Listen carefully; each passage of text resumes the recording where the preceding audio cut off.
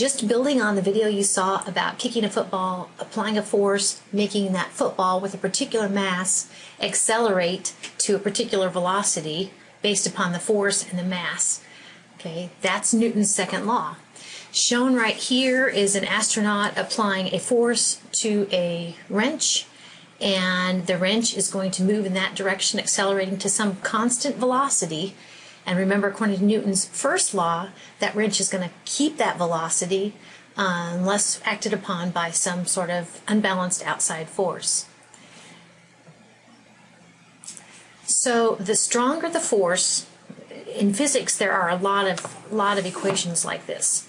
And can you see where if you increase the force, assuming that your mass is constant, that is going to make it go faster, increase the acceleration.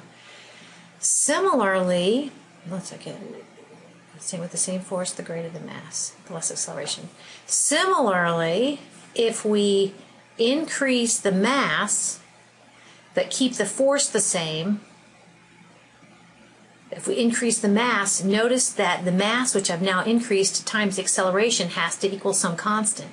The bottom line, and this is intuitive, is that if I apply the same force to a larger mass, my acceleration is going to be less.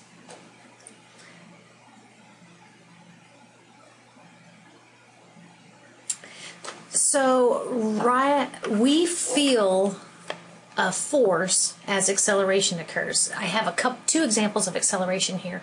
One, and I don't know if you can see, but here is a gal, and I don't ride many subways, but to me this looks like she's on a subway. So when she goes from 0 to some hopefully stable speed, that acceleration actually creates a force on her.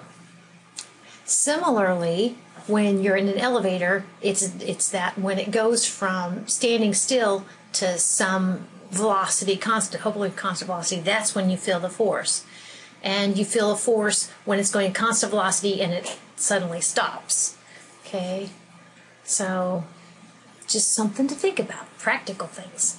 So I've got a couple of examples here, all kind of tugging this load kind of over here to be my right. It should be your right too. So we have a force pulling a particular mass, and that force is going to result in an acceleration of the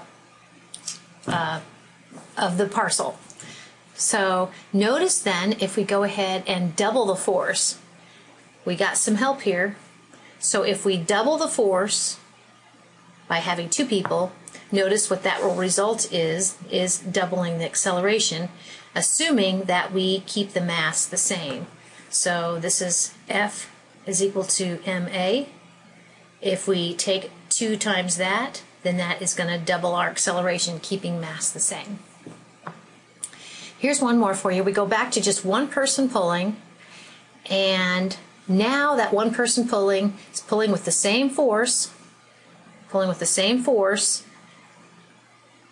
but he's pulling twice the load. So F is equal to ma. In this case, the force stayed the same, and the mass doubled.